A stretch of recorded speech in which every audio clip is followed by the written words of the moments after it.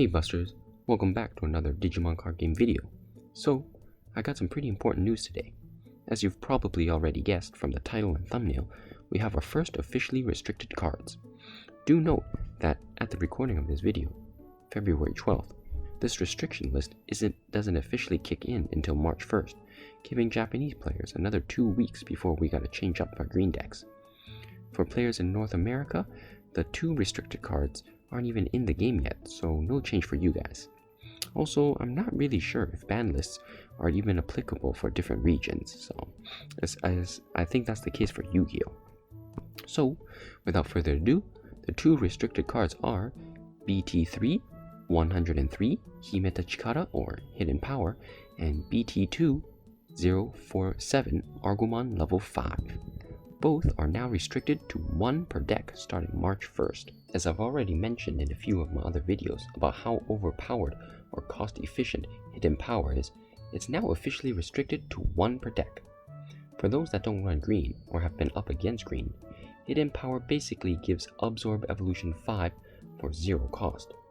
While one may say that the hidden cost is needed or is having to need a unit on the field to rest, you could effectively just play a 2-cost Digimon, then rest it, to evolve into a 5-cost evolution cost level 6, effectively saving you 3 memory. Not just that, you also have the option of resting itself to evolve for free, making it incredibly powerful with Digimon that have evolution effects, such as Saint Gargomon or Nizuhegmon. But to be honest, while this card's effect is really strong, I think the real reason this card got pushed to the edge is its security effect. As I've said before, there are other cards that have a similar cost-to-benefit ratio, but are balanced by losing its security effect. Thus, having this security effect of adding itself to your hand, which then gives you a huge evolution boost, is just a bit too much, making it a hard staple in green decks, although not always run in 4s like other staples. Here's an example. Using my speed Nizuhegmon deck, assuming you have a level 3 out on the field and another in your raising area, on your turn, you can get your level 3 to level 6 or even 7 with just 1 memory. You would pay 1 to evolve your level 3 to a level 4, then absorb evolution it using maybe a Blossomon or Argumon level 5 and evolve it to that level 5 for free. Then you use Hidden Power to rest your other level 3 to evolve for free into a Nizuhegmon. You could then just evolve it into a Chaosmon, wiping out that pesky opponent Digimon that was lucky enough to escape the initial wipe. So, the clear problem with Hidden Power isn't so much its effect of letting you reduce the evolution cost of a green Digimon by 5, at the cost of resting a Digimon, but the fact that it adds itself to your hand, which pretty much eliminates any drawbacks of the card. Moving on to the second ban card, Argumon level 5 is actually a surprising choice. While I can see how it is strong, I can't quite agree with it being restricted levels of strong, especially given that Hidden Power will be restricted along with it. However, this ban was probably decided with future cards in mind, meaning the game designers may have some more cool stuff in store for green that we're not quite sure of yet. If we assume my assumptions are completely wrong, then the ban was probably based purely off of the current deck standings. Then the only other reason would be because of its EOE of letting you spam the board with level 3s. This essentially delays the opponent as they now need to waste their attacks on taking care of your new fake blockers, as leaving them alone means they're 1 security closer to losing the game.